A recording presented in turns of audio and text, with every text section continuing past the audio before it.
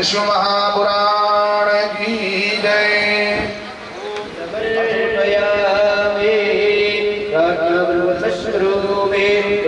महाराज की जय। अम्बे मात की जय। शिव महापुराण की जय। आज के आनंद की जय।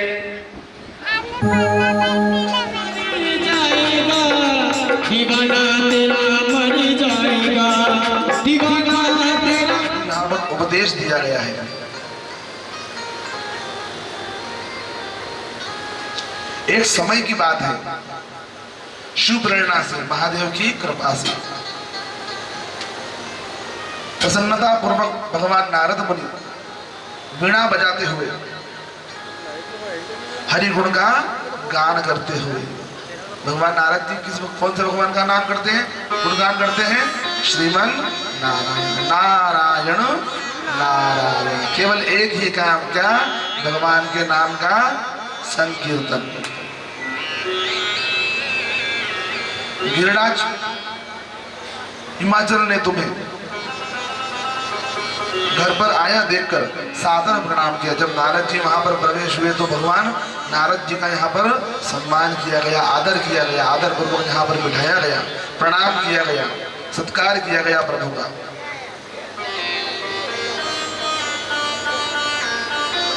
चरणों को धोकर उनका आशीर्वाद लिया गया। यदि कोई उत्तम संत घर में प्रवेश करे, संत महात्मा यदि आए तो क्या करना चाहिए? पहले मस्तक बाद में पूजा जावे, पहले क्या करना चाहिए?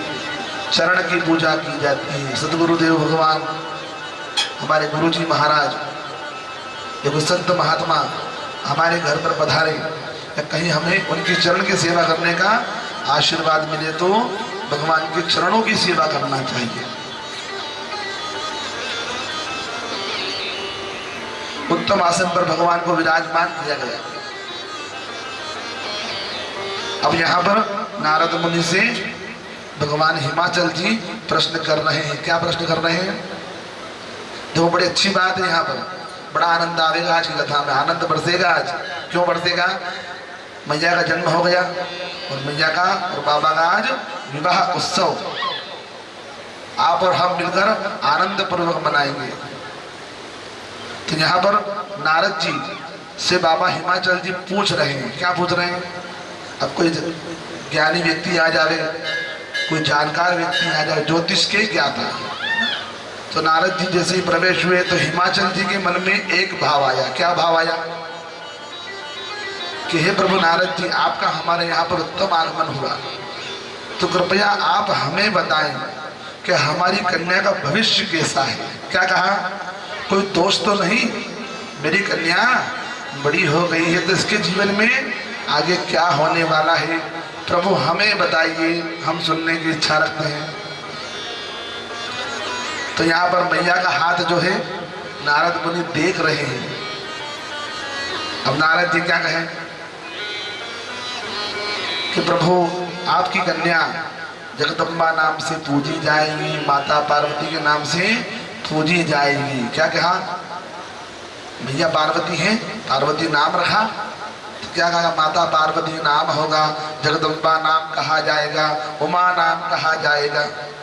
मैया के नामों का बखान करने लगे, गुणों का बखान करने लगे। आपकी कन्या उग्र तपस्वी होगी और संसार में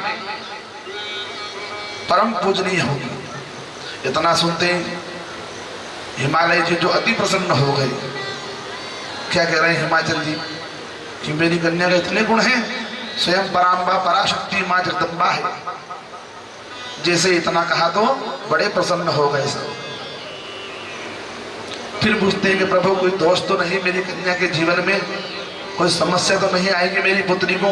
मेरी पुत्री का विवाह तो भगवान कहे कि आपकी कन्या में तो कोई दोष नहीं है, आपकी कन्या परम तपस्विनी, परम ज्ञानी, इनके नाम से पतिव्रता स्त्रियां व्रत करेंगी और उत्तम वर को प्राप्त करेंगी। इतना बखान करते ही हिमवान जी अति प्रसन्न हो गए। फिर नारद मुनि ने थोड़ा सा विचार किया और क्या कह रहे हैं नारद जी कि प्रभु आपकी कन्या में तो कोई दोष नहीं है, किंतु इनके वर में बड़े दोष हैं। अब जैसे ही कहा तो हिमवान के जो कान है खड़े हो गए, बड़ा विचार कि ये कैसे हो गया, क्या दोष है, कृपया बताइए, मैं सुनने की इच्छा रखता हूँ। मेरी कन्या का विवाह जिससे मैं करूंगा तो इसका वर कैसा होगा, यह भी तो बताओ। तब यहाँ पर नारद मुनि महादेव के गुणों का बखान करने लगे। अब क्या बखान करते हैं शिव जी महाराज का, कि अजन्मे हैं, इनका जन्म नहीं हुआ। क्या कहा सबसे पहले, न माता है न पिता है।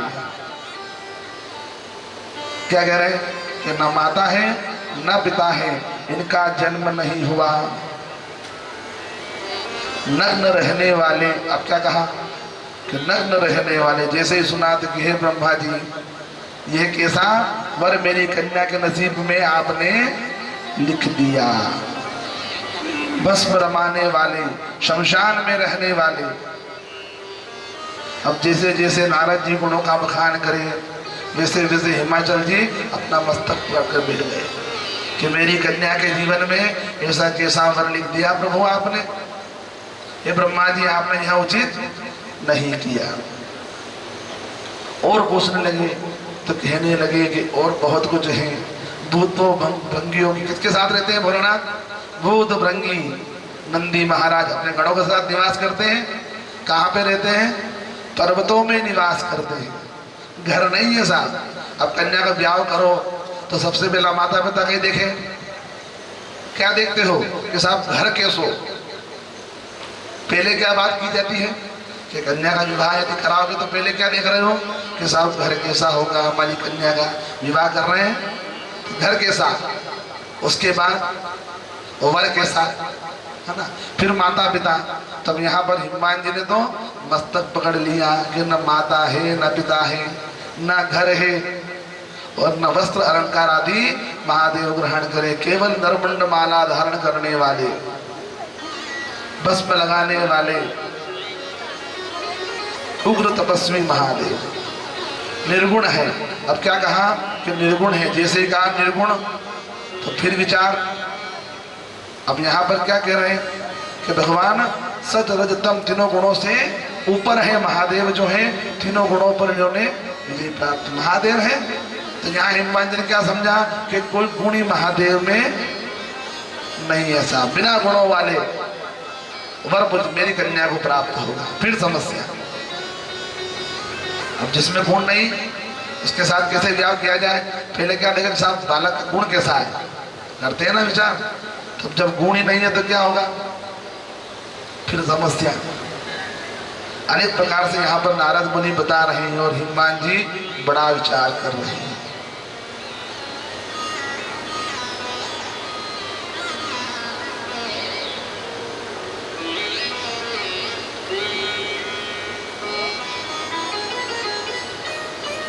हनुमान जी बड़ा विचार करते करते नारद मुनि से कहने लगे कि योगी जटिल। अब देखो महादेव जी गुणों का बखान और कर रहे हैं। क्या कर रहे हैं कि योगी जटिल अकाम मन नगन अमंगल वेशधारी। अब अमंगल वेश कैसा, बस में लगाते हैं, किसकी बस में लगाते हैं?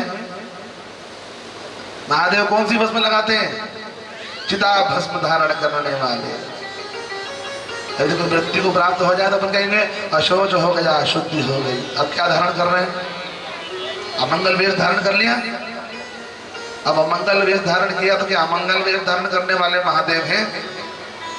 अस्वामी ऐसी कह मिलई परिहस्त, उसमें ऐसा अति प्रसंग आता है। ब्रह्मा जी कहते हैं हे नारद, इस प्रकार वचन को सुनकर दोनों स्त्री पुरुष सत्यवी का सुंदर वचन सुनकर तुमने पंचाक्षर शिव मंत्र का मैया पार्वती को ज्ञान दिया, मंत्र का उपदेश दे दिया। कौन सा मंत्र? पंचाक्षर मंत्र मैंने बताया था। कौन सा? नमः शिवाय। पंचाक्षर इसी को कहा जाता है नमः शिवाय। ओम की आवश्यकता इसमें, क्योंकि ओम लगाने का अधिकार हर किसी को नहीं होता। नमः शिवाय का जप हमें करना चाहिए। तो मैया पार्वती ने महादेव को इसी मंत्र से प्राप्त किया है।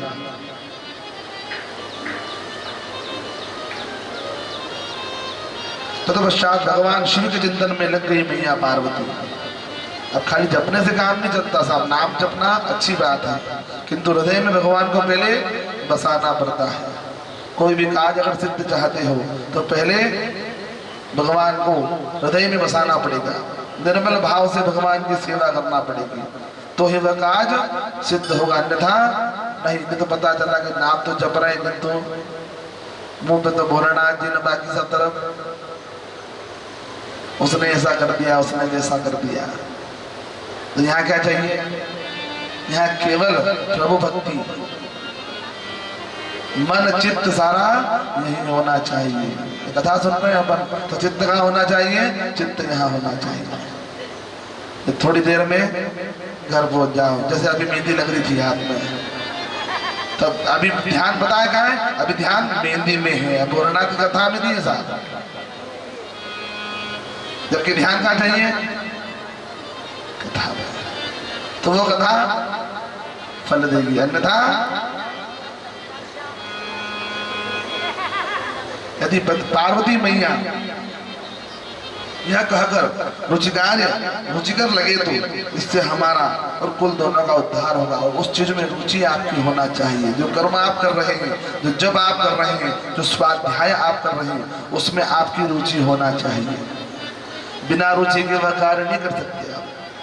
कोई भी कार्य आप करें, गृह कार्य करो या बाहर कोई भी काज आप कर रहे हो, यदि आप पढ़ाई कर रहे हो, पढ़ाई में आपकी रुचि होगी तो आप पढ़ पाओगे, रुचि नहीं है तो पढ़ पाओगे? पढ़ लोगे तो एग्जाम नहीं दे पाओगे। क्यों नहीं दे पाओगे? रुचि नहीं थी, हमने उसको मन से पढ़ा नहीं, वहां ध्यान नहीं दिया। इसलिए भगवान के जप में भी पहले क्या चाहिए? रुचि चाहिए। भगवान की सेवा में भी क्या चाहिए? रुचि चाहिए। बिना रुचि ये कोई कार्य संभव नहीं हो सकता। दूसरी बात, कोई भी काम करो तो प्रसन्नता होना चाहिए। चिढ़ के, लड़के, झगड़ के अगर कोई काम करोगे तो वह काम कभी सफल नहीं हो सकता, जीवन में कभी नहीं होगा। अगर उसके प्रति आपकी रुचि नहीं है, उस कार्य के प्रति आपके मन में प्रसन्नता नहीं है, तो वह कार्य आप कभी जीवन में कर ही नहीं सकते। कर लोगे तो पूरा नहीं होगा, अधूरा रहेगा। इसलिए प्रयास करिए, जो भी कर्म हम करें, जो भी काज हमारे द्वारा हो, उसमें हमारी रुचि भी हो और हमारी प्रसन्नता भी हो।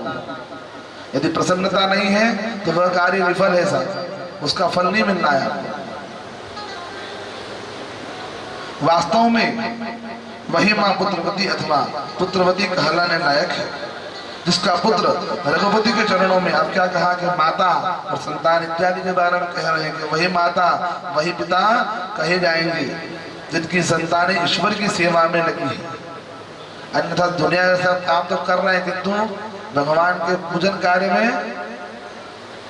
जोर आ जाए। तो कई कैसा हमारा बालक तो मंदिर में आ गया।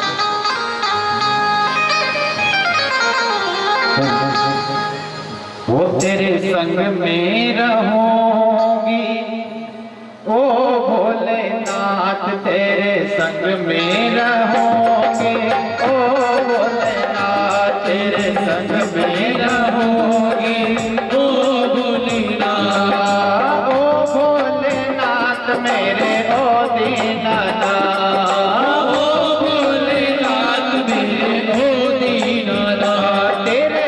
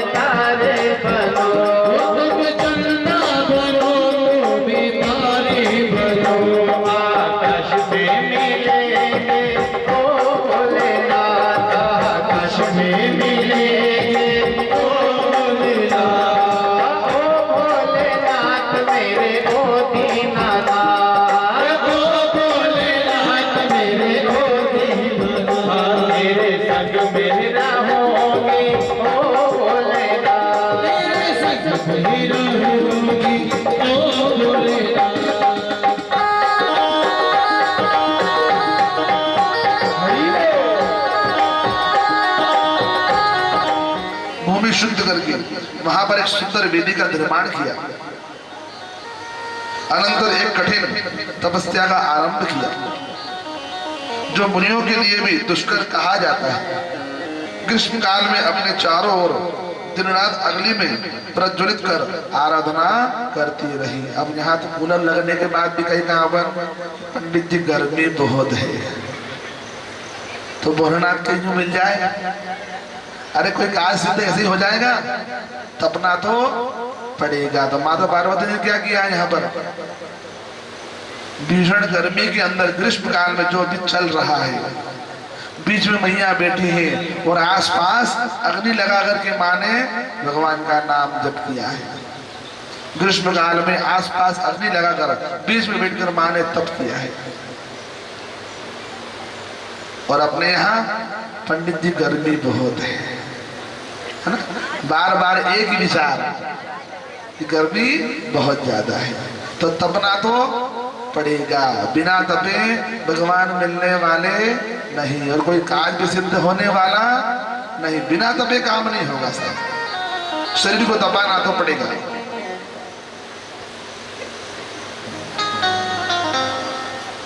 शीतकाल में, ठंड के महीने में, ठंड के समय में निराहार रहकर भगवान शिव की आराधना की, बिना कुछ खाए पिए माने प्रभु आराधना की ठंड के समय में।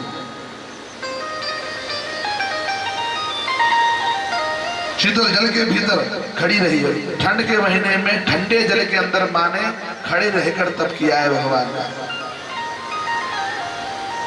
तो अपन तो मानव है साहब, ठंड तो के ठंड पंडित जी बहुत, न गर्मी तो के गर्मी बहुत, कहीं भी मानव को चैन नहीं। यहां माने घोर तप किया, भगवान शिव का ध्यान करने लगी। इस प्रकार नाना प्रकार के असहाय दुख को माने भोगा है। उनका पहला वर्ष फलाहार में बीता, दूसरा वर्ष उन्होंने केवल पत्ते खाकर समय निकाला। देवी पार्वती ने असंख्य वर्ष व्यतीत कर दिए, कुछ समय पश्चात पत्ते खाना भी छोड़ दिया। सर्वदा निराहार रहकर मां ने तप किया है। जब उन हिमालय की पुत्री उमा ने पत्ता खाना भी छोड़ दिया तो देवताओं ने उनका नाम अपर्णा रख दिया। क्या नाम रखा? अपर्णा।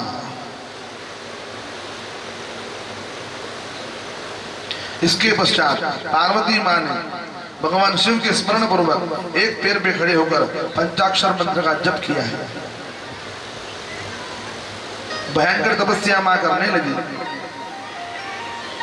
जिस स्थान पर महादेव ने 60,000 वर्ष तपस्या की थी, उस स्थान पर क्षण भर ठहर कर शिवा देवी इस विचार करने लगी कि क्या महादेव इस समय नहीं जानते कि उनके नियमों का पालन करने में मैं तत्पर हूँ, तपस्या कर रही हूँ। क्या महादेव को पता नहीं है कि मैं उनके लिए तप कर रही हूँ? मुनियों द्वारा हदा महेश की महिमा का गान किया गया। सदा समस्त क्लेश का निवारण करने के लिए मैंने नारदोत्तंत्र पंचाक्षर महामंत्र, नारद जी के द्वारा दिया हुआ पंचाक्षर महामंत्र का मैंने जप किया है। मुनिवर, पार्वती की तपस्या को देख सभी लोग वहां पर उपस्थित हो गए। आपको धन्य है मानकर स्वर से कहने लगे। इस प्रकार शिव दर्शन की लालसा से पार्वती को तप करता हुआ अनेकों वर्ष व्यतीत हो गए, किंतु महादेव ने दर्शन नहीं दिए। श्री भगवान शंकर प्रकट नहीं हुए। तब हिमालय, नैना, मेरु और मंदराचल आदि ने आकर पार्वती को समझाते हुए कहते हैं, हे पार्वती, तुम इस तप से दुखी मत हो, क्योंकि रुद्र विरक्त है, इसलिए तुम्हें दर्शन नहीं देते। तुम अत्यंत सनत कुमार तथा दुर्बल शरीर वाली हो गई हो। उठो, अपने घर की ओर चलो, क्योंकि जब कुछ खाया पिया नहीं तो शरीर दुर्बल हो गया। जिस प्रकार आकाश में रहने वाले चंद्रमा को पकड़ना असंभव है, इसी प्रकार हे देवी श्री तुम शिव जी को अत्यंत दुर्गम जानो। महादेव ऐसे प्राप्त नहीं होते। जिस तरह चंद्रमा को हम पकड़ नहीं सकते, वैसे ही महादेव की भक्ति और महादेव का दर्शन ही ऐसे ही प्राप्त नहीं होता।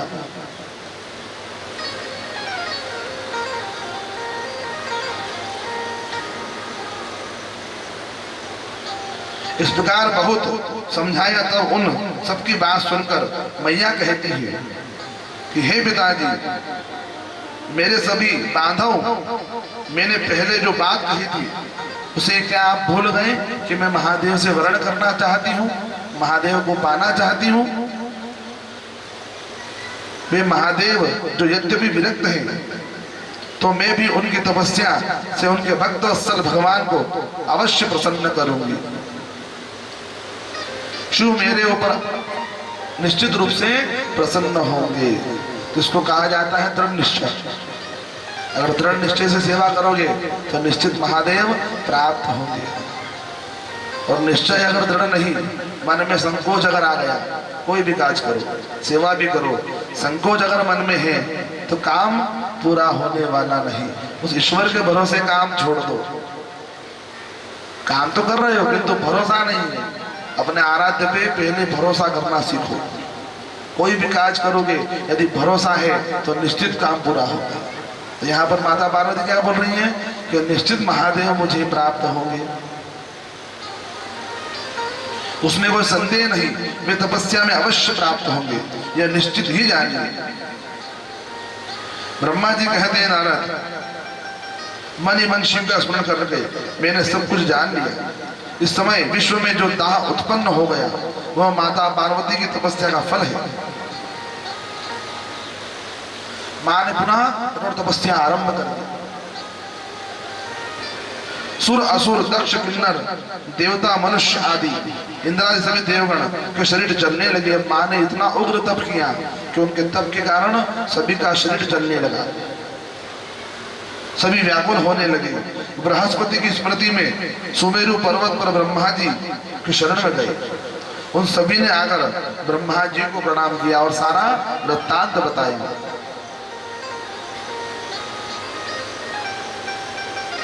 फिर सभी मिलकर क्षीर सागर में गए भगवान विष्णु जी के पास।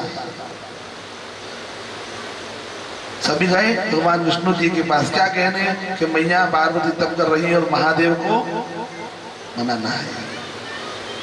भगवान विष्णु कहते हैं, हे देवगणों, मैंने आज पार्वती जी की तपस्या का सारा कारण जान लिया है। क्या कारण है? महादेव से वर्ण करना, विवाह करना। अब परमेश्वर शिव के समीप चलना चाहिए।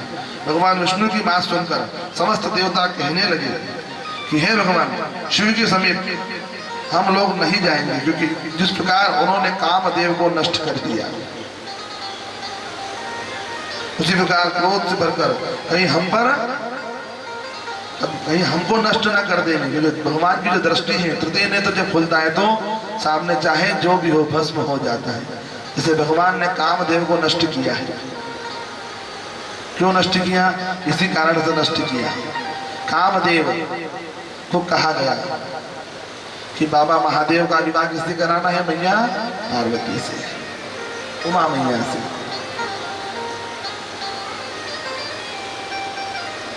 भगवान शिव तुम इन लोगों को दग्ध नहीं करेंगे, क्योंकि वे तुम लोगों पर भय नष्ट करने वाले नहीं हैं। किंतु भगवान विष्णु समझा रहे हैं कि आपको नष्ट नहीं करेंगे।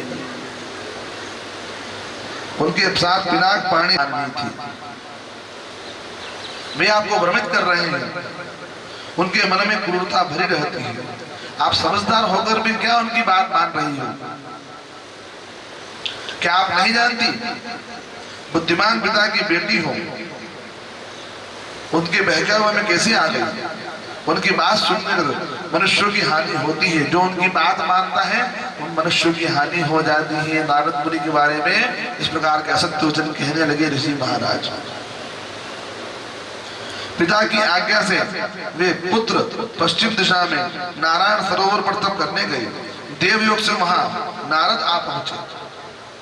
उन पुत्रों को झूठा उपदेश देकर विरक्त बना दिया। ब्रह्मा जी ने उत्पन्न किए थे मानस पुत्र, उनको विरक्त बना दिया। समस्त पुत्र अपने पिता के पास नहीं लौटे। हाल उन्होंने दक्ष के दूसरे पुत्रों को भी विरक्त बना दिया। वे भी नारद के चक्कर में पड़कर भिखारी बन गए। उनका और भी चरित्र सुनो। पूर्व काल में चित्रकेतु विद्याधर को ऐसा उपदेश दिया कि उनका घर ही उजड़ गया। अनेक प्रकार के वचन कहने लगी, समझाने लगी कि आपने उनकी बात मानकर सही नहीं किया।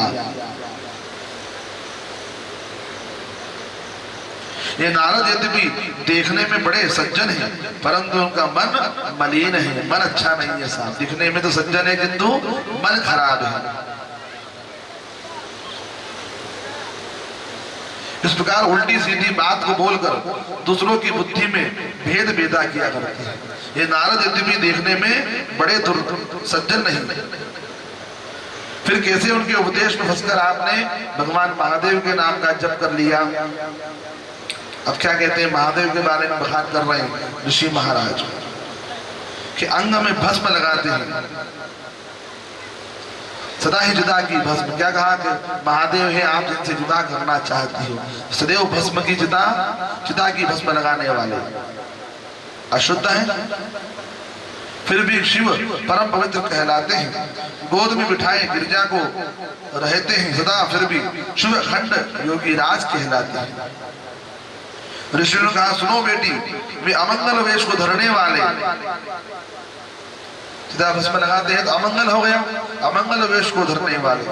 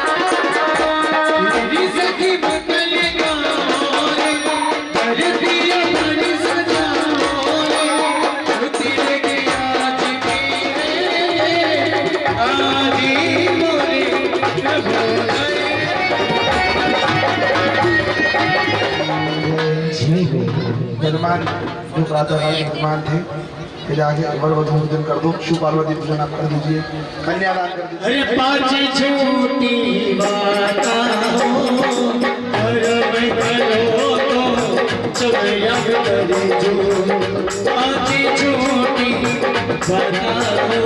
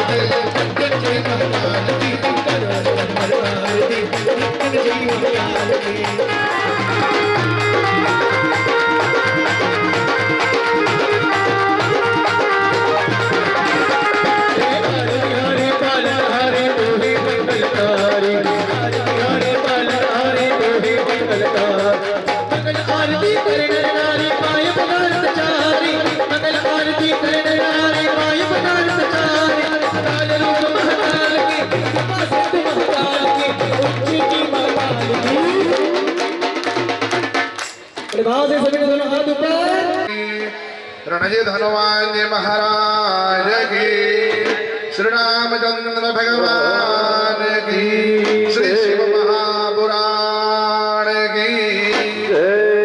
अदमंत्र पुष्पांजलिं रामचंद्र भगवान की, रणजित हनुमान जी महाराज की, सदगुरुदेव भगवान की,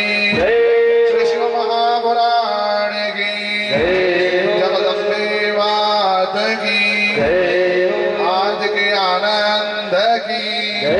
शिव नमः पार्वती पते हर हर महादेव हर।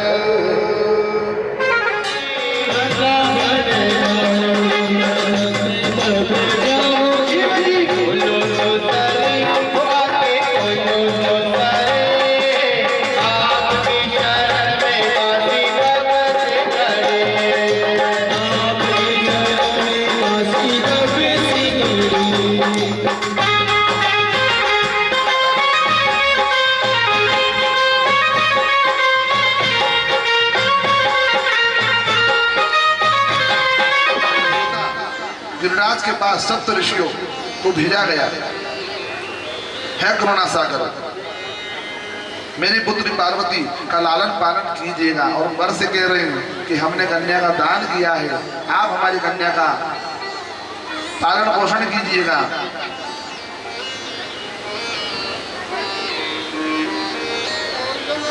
और यहाँ पर मैया की मंगल विदाई हो रही है।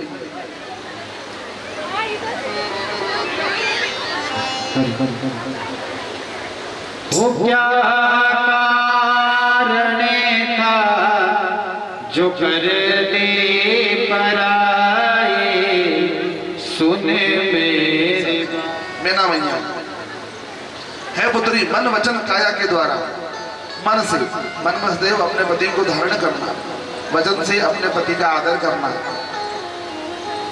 और काया से उनकी सेवा करना। मन वचन काया के द्वारा अपने पति की सेवा, किसी के बारे में नहीं सोचना। जो भी है आज से तेरे पति देव है। नारी धर्म का यह परम उद्देश्य, संसार में नारी धन्य है, वही विशेष रूप से पूजनीय है। नारी भी पूजनीय कही जाती है। बेटी जो अपने पतिदेव को परमेश्वर समान मानकर उनकी सेवा करेगी, वही नारी पूजी जाएगी, अन्यथा नहीं। जो नारी अपने पति की सेवा करेगी, शुद्ध आचरण रखेगी, वह पूजी जाएगी। यहाँ अनेक भोगों में भोग कर अंत में पति के साथ उत्तम गति को प्राप्त कर रही। जो पति की सेवा करेगी वह अंत समय में तर जाएगी, उसका जीवन सफल हो जाएगा। अरुंधति, अब देखो यहाँ पे नाम बताएं, परम सती हुई है मैया अरुंधति, शत्रुपा मैया अनुसुईया, मैया लक्ष्मी, सुधा, सती आदि बहुत स्त्रियां साध्वी कही जाती है, साधु स्वरूप कही जाती है। क्यों कही जाती है? इन्होंने अपने पति की सेवा की है, निर्मल मन से निर्मल भाव से अपने स्वामी की सेवा की है, और उसी के फलस्वरूप आज पूजनीय कही जाती है। इसलिए तुम इनके समान अपने निर्मल हृदय को रखना और अपने पति की सदैव सेवा करना, धर्म में सदैव निष्ठा रखना, धर्म पारायण रहना। पतिव्रता नारी को अपने पति को भोजन कराकर ही भोजन करना चाहिए। क्या उपदेश दिया? पहला उपदेश, सदैव पहले अपने स्वामी को भोजन कराएं, तत्पश्चात स्वयं भोजन करें। किंतु कलयुग में उल्टा है साहब, पहला आप भोजन करें कि मानस को क्या कहे, क्या कहे? अरे कर्म अच्छे होंगे तो महादेव मिलेंगे, न कर्म खराब तो महादेव मिले। अरे अपने कर्म अगर खराब है ना, अपन का के स्वामी हमें, तो पहले अपने कर्मों को सुधारो।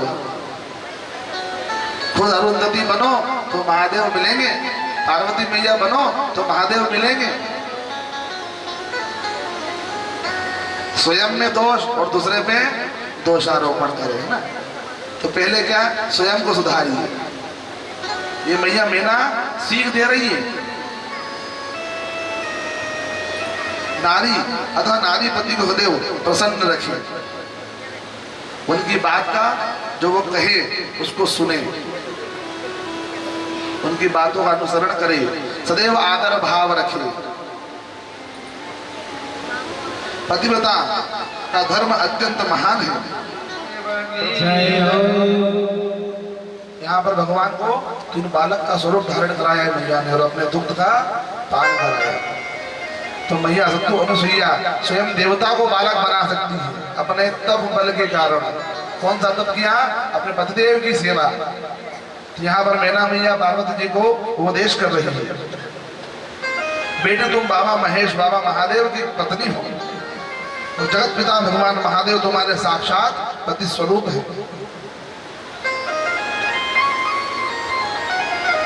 अगर तुम्हें क्या उपदेश दे सकते हो? माँ के घर कि मैं स्वयं आपको और क्या उपदेश दूं?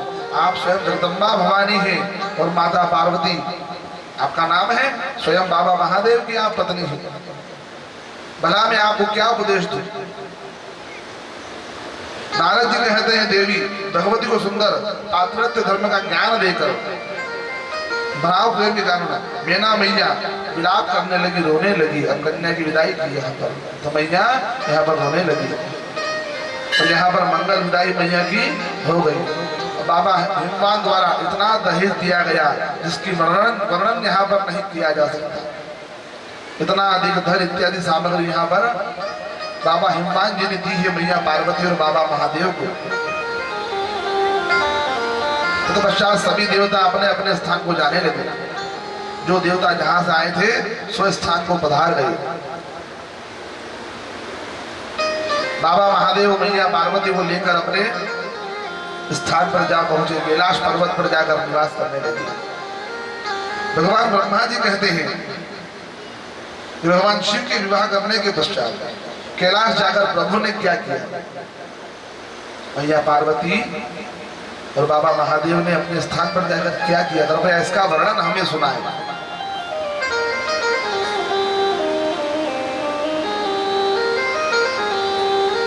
आत्माराम होकर भी उन्होंने जिस पुत्री की उत्पत्ति के लिए पार्वती के साथ विवाह किया, क्या किया, विवाह क्यों किया था बाबा महादेव ने? संतान उत्पत्ति के लिए। राक्षस को मारना था, वध करना था।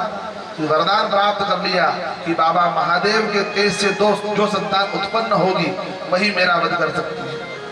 और विवाह क्यों हुआ? इसलिए हुआ कि यहाँ के देवता भी अगर चाहते तो वो बिना स्वार्थ के देवता भी कार्य नहीं कर रहे हैं। चतुर्थी का व्रत करना चाहिए। अनेक प्रकार के अनुपम सुख प्राप्त हो जाते हैं। उन्हें श्री गणेश को दुर्वा जरूर अर्पण करना चाहिए। क्या प्रिय भगवान गणपति को दुर्वा, किंतु दुर्वा कहाँ चढ़ाना चाहिए? दुर्वा गणपति के चरणों में नहीं चढ़ती साहब। दुर्वा भगवान के सूंड में लगाई जाती है। अपन कहाँ चढ़ाते हैं? पैरों में। पैरों में नहीं चढ़ती दुर्वा। दुर्वा कहाँ चढ़ती है? सूंड में। इत्यादि से भगवान का मंगलमय पूजन किया जाता है। गुड़ का नैवेद्य लगाया जाता है। इस प्रकार व्रत करना चाहिए। हे मुनिवर, भगवान शिव ने इस प्रकार श्री गणेश की विधिवत पूजा का वर्णन किया है।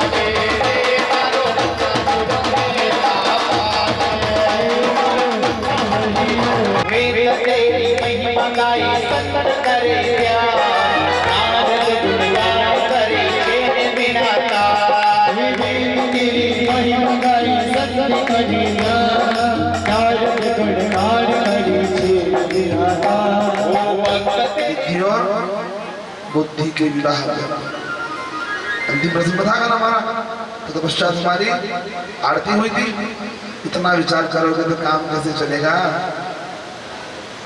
कल शाम की बात पूछिए, बहुत पुरानी नहीं पूछी। आइए कथा में प्रवेश करें। यहाँ पर भगवान का विवाह के पश्चात सुंदर बालक की उत्पत्ति बताई है।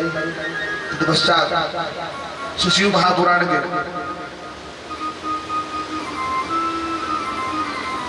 अगले व्याख्यान में आता है जालंधर की कथा। अभी जालंधर कौन थे? कथा सुनते हो? मैंने एक बार पहले भी बताई ये कथा। द्वितीय दिवस में मैंने चर्चा की थी आपसे कि आगे बताऊंगा, इसका वर्णन करूंगा पूरा। एक छोटी सी सूचना कि संध्या काल में आज तुलसी जी का पूजन हुआ। भगवान शालिग्राम और मैया तुलसी का पूजन कराया जाएगा। तो तुलसी जी का बिरवा लाना है। अब यहाँ पर कथा में प्रवेश करते हैं। जलंधर की कथा का वर्णन यहाँ पर आता है। ये मैया वृंदा के पति है। कौन है वृंदा? कौन है? जिनका आप पूजन करते हैं, वृंदा जी का पूजन करते हो ना, इसको अपनी भाषा में कहते हैं तुलसा जी। मैया तुलसी और प्रभु शालिग्राम का वर्णन यहाँ पर आता है। शरद कुमार जी कहते हैं कि प्रभु बादरायण एक समय की बात है, बद्री नारायण एक समय की बात है। गुरुदेव बृहस्पति एवं देवराज इंद्र भगवान शिव के दर्शन के लिए जा रहे थे। अब यहाँ पर जलंधर की उत्पत्ति का वर्णन है। तो जलंधर की पहले उत्पत्ति कैसे हुई? जलंधर की उत्पत्ति स्वयं महादेव के तृतीय नेत्र भगवान के तेज के द्वारा हुई है। तो कथा का वर्णन यहाँ पर आता है कि एक समय गुरुदेव बृहस्पति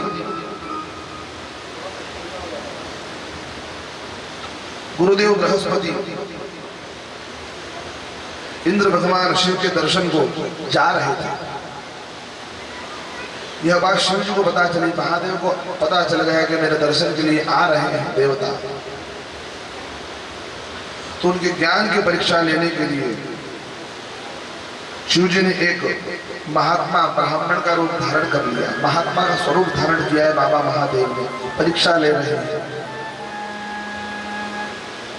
सिर पर जटा बांधी, हाथ में कमंडल धारण किया और मार्ग में उन लोगों को रोक दिया।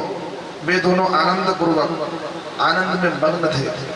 जैसे अपन कहीं जावे, अपने मन में एक भाव कि हमें भगवान का दर्शन करना है, कोई काज करना है, और रास्ते में कोई रोक लेवे, क्रोध आता है कि नहीं आता है?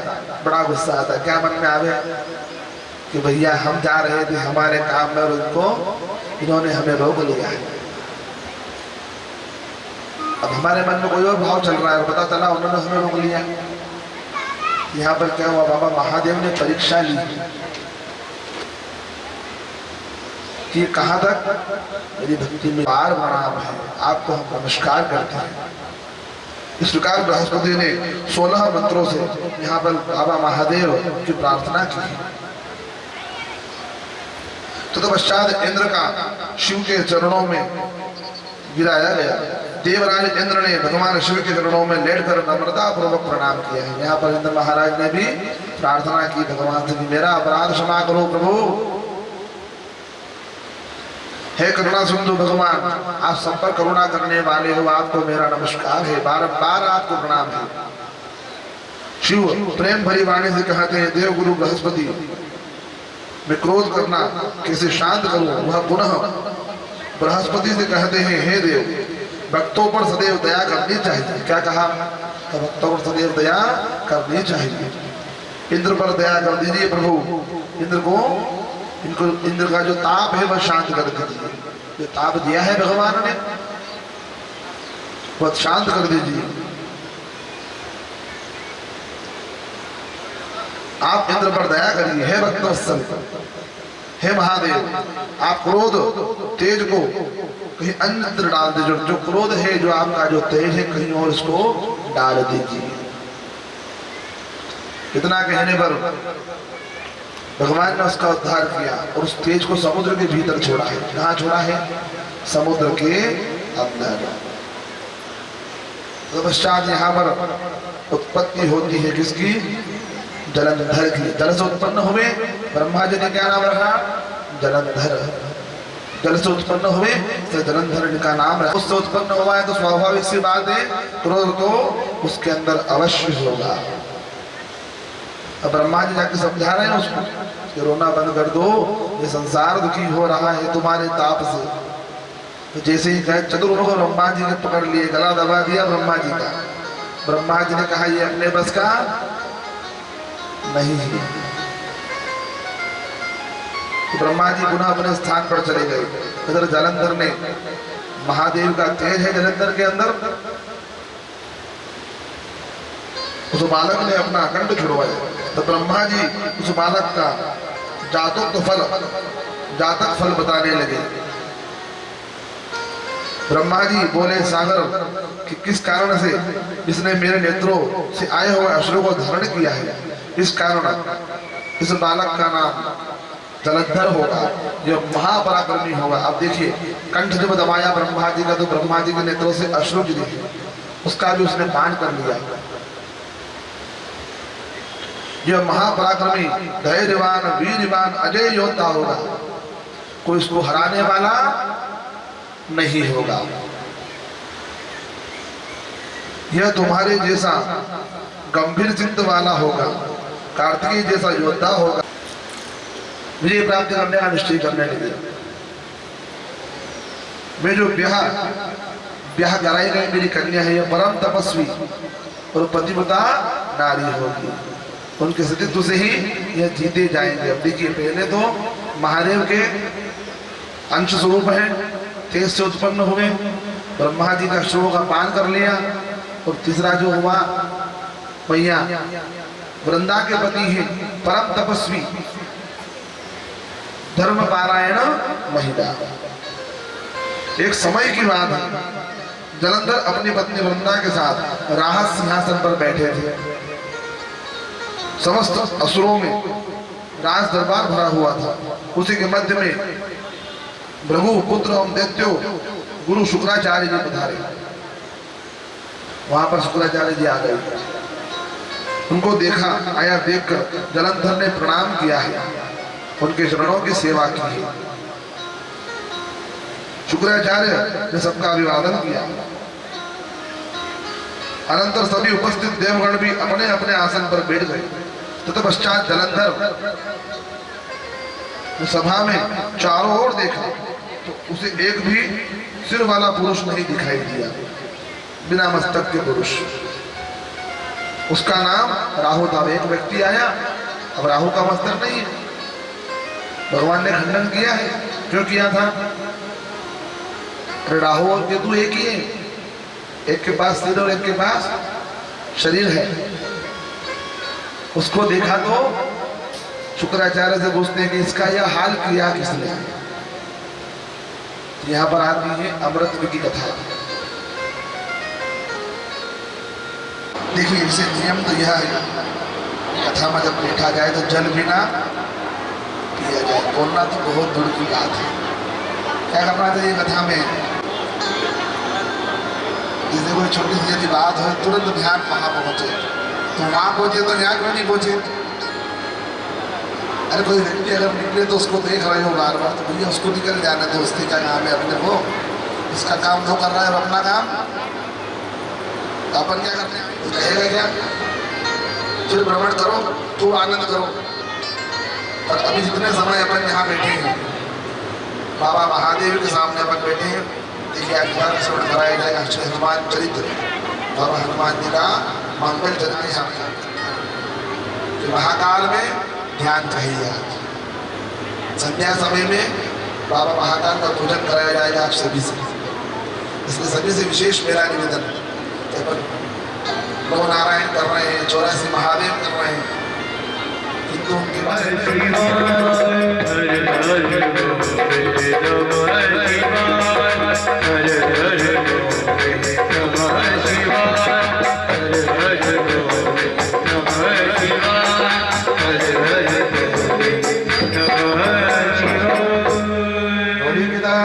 महादेव की जय हो। श्री महाकालेश्वर भगवान की जय। ज्ञानिनामाग्रगण्यं सकल गुण निधानं वानराणामधीशं रघुपति प्रिय भगतं वातजातं नमामि। मनोजवं मारुततुल्यवेगं जितेन्द्रियं बुद्धिमतां वरिष्ठं वादात्मजं वारणयोधमुख्यं श्रीरामदूतं शरणं प्रपद्ये। बाबा श्री हनुमान जी के बारे में यहाँ चरित्र का वर्णन है। बाबा महादेव ने अपने 11वें स्वरूप में, 11 रुद्र कहे जाते हैं हनुमान जी महाराज, अपने 11वें रुद्र स्वरूप में हनुमान जी महाराज का जन्म लिया है। एक समय की बात है, बाबा महादेव अपने परम भक्त, कौन थे परम भक्त महादेव के? रावण। अपने परम भक्त से अति परेशान। क्या कारण?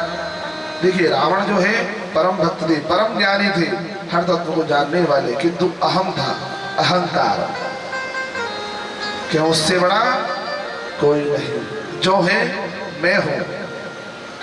तो रावण में इतना बल भी था। रावण चाहे तो सूर्य उदय ना होवे, रावण से अगर कह दे कि हे रावण, रावण कह दे भगवान सूर्य से कि तुम्हें 6 महीने तक उदय नहीं होना है, तो सूर्य महाराज की क्षमता नहीं साथ कि उदय हो जाए, उजाला हो जाए, भोर हो जाए। मेघों से यदि कह दे कि मुझे वर्षा पसंद नहीं, वर्षा ना हो, तो मेघ की क्षमता नहीं कि मेघ बरस जाए। इतना बल था रावण में। ऐसा कहा जाता है, पुराणों में वर्णन है कि चलत दशानन डोलत अवधि। जब रावण चलता था तो पृथ्वी भी डोलती थी, इतना बल था रावण का। अब देखिए कैसा परम भक्त है महादेव का, कि अपन तो भगवान के दर्शन करने भगवान के मंदिर जावे, जैसे केदारनाथ गए, तीर्थ यात्रा करी, जहां महादेव का मंदिर मिला वहां दर्शन किए, तो अपन जा रहे दर्शन करने के लिए, किंतु यहाँ उल्टा था साहब। यहाँ स्वयं बाबा महादेव रावण को दर्शन देने जाते थे। क्यों? इतना बल था, ऐसी ऐसी स्तुतियां गाता था, ऐसे ऐसे वर्णन करता था कि बाबा महादेव का कैलाश पर्वत भी डोलता था। सभी लोग परेशान थे, ऐसे भक्त हुए भगवान बाबा महादेव के। भगवान बड़े परेशान हो गए, तो क्या कहा कि रावण तुम यहां मत आया करो। तो रावण कहे कि प्रभु मेरा आराध्य आप हो, मैंने आपको भजा है, अगर आपके में दर्शन ना करो तो मेरा जो कार्य सिद्ध ना हो गए। तो क्या कहे कि भैया तू मत आया कर, तेरे को दर्शन देने मैं चला आऊंगा। तो भक्ति कैसी होना चाहिए? यहाँ भक्ति का वर्णन हो रहा है। भक्ति की भक्ति कैसी? दृढ़ निश्चय, भगवान को घर आने पर मजबूर कर देगी, ऐसी भक्ति। और वही भक्ति आपको उद्धार करेगी, आपका उद्धार। देखिए, रावण ने भगवान को भजा है, और बाबा महादेव की कृपा से ही, महादेव के द्वारा ही, अपने स्वरूप के द्वारा ही भगवान ने सारा कर्म किया और रावण का उद्धार किया है राम जी ने। किंतु हनुमान जी के बिना राम जी रावण का उद्धार संभव नहीं था। यहाँ पर महादेव ने कृपा करी है कि तू मेरा परम भक्त है, तेरा उद्धार भी मेरे ही द्वारा होगा। भगवान के द्वारा ही उद्धार हुआ है साहब, नहीं तो राम जी भी उद्धार नहीं कर पाते उसका। क्यों? हनुमान जी के बिना उद्धार संभव नहीं है, क्योंकि भगवान राम जी जो है मर्यादा पुरुषोत्तम है। देखिए, कृष्ण भगवान के बारे में वर्णन आता है कि भगवान कृष्ण ने जन्म से ही लीलाएं करी, जन्म लिया और पूतना इत्यादि को मारा है ना? बालक तो नहीं मारा, किंतु वहीं अगर राम जी का वर्णन आवे तो मर्यादा में रहकर, क्योंकि रावण को वरदान था मानव के द्वारा मारा जाओ। तो मानव है तो मानव जो है मर्यादा में बंधा हुआ है, और मर्यादा में श्री राम बंधे, और मर्यादा में अगर श्री राम बंधे हुए तो भागवत अपना जो है क्रियाकलाप, या ऐसा कहा जाए कि जो अपने कर्म है वह दिखाए नहीं जा सकते। स्वयं नारायण स्वरूप थे भगवान श्री राम, पर मर्यादा में बांधकर कोई भी कार्य भगवान राम ने ऐसा नहीं किया। मर्यादा से बाहर का कोई काम राम जी ने नहीं किया ऐसा। मर्यादा पुरुषोत्तम कहे जाते हैं, इसलिए तो भगवान एक पत्नी ने धर्म का पालन किया। पत्नी को जब रावण ले गए तो विलाप किया है मानव की तरह। तो मर्यादा में किया, चाहते तो तुरंत चले जाते और सीता मैया को ले आते, किंतु मर्यादा में बंधे। तो कोई भी कार्य यदि मर्यादा में होगा तो विशेष फल देगा, कार्य सिद्धि करेगा साहब। और मर्यादा तोड़कर काम किया जाए तो वह कार्य फल नहीं देगा, उसको मर्यादा का भंग कहा जाएगा। और मर्यादा यदि भंग होगी तो नुकसान किसका है? उसमें आपका है। इसलिए जो भी कार्य किया जाए हमारे द्वारा मर्यादा में रहकर, मर्यादा अगर तोड़ोगे तो भगवान भी साथ नहीं देते हैं साथ। ये मर्यादा का वर्णन है। तो यहाँ पर क्या क्या, रावण में बहुत बल था, बड़ा शक्तिशाली, भगवान महादेव का परम भक्त कहा जाने वाला, अनेक प्रकार की स्तुतियों की रचना करी है इसने। जब ऐसे ऐसे स्तोत्र गायन करता था कि भगवान महादेव के पर्वत हिलने लग जाते, बड़े परेशान हो गए महादेव साहब। अब देखिए, रावण ने मर्यादा तोड़ी तो भगवान ने उसका संहार किया है। अगर रावण मर्यादा नहीं तोड़ता तो क्या मृत्यु को प्राप्त होता? जाति का ब्राह्मण था, किंतु राक्षस कुल में उत्पन्न हो गया, राक्षस स्वरूप धारण किया है, भगवान ने संहार किया है। क्यों किया? मर्यादा तोड़ी। भगवान स्वयं महादेव ने मृत्यु को प्राप्त कराया था। तो यहाँ पर रावण द्वारा ऐसे ऐसे स्तोत्र गायन होता था, महादेव बड़े परेशान हो गए, बड़ा क्रोध आता महादेव को, पर मार नहीं सकते। क्यों नहीं मार सकते? आराध्य है, जिनका भजन करे वो स्वयं नहीं मार सकते। तो विकल्प निकाला। क्या विकल्प निकाला? अब यहाँ दो कार्य सिद्ध हो गए साहब। एक तो भगवान श्री राम जी की सेवा। अब देखिए, महादेव जो है, रावण राम जी का, भगवान महादेव का भक्त था, किंतु महादेव किसके भक्त थे? श्री राम के, राम नाम जपने वाले, राम जी को बड़ा मानने वाले, हृदय में जो है राम जी का चिंतन करते थे, उत्तम चिंतन राम जी का। तो भगवान ने विचार किया, क्योंकि यहाँ पर क्या हुआ, सीता मैया का हरण किया है रावण ने, यह गलत कार्य कर दिया। भगवान ने संहार की व्यवस्था लगाई है। तो यहाँ लीला होती है। भगवान ने सोचा कि मुझे मेरे ही तेज के द्वारा एक संतान उत्पत्ति, एक बालक की उत्पत्ति करना होगी, और वही जो है राम जी का परम भक्त बनेगा। कौन? श्री हनुमान जी महाराज। अब यहाँ पर उत्तम चरित्र सुनिएगा हनुमान जी का।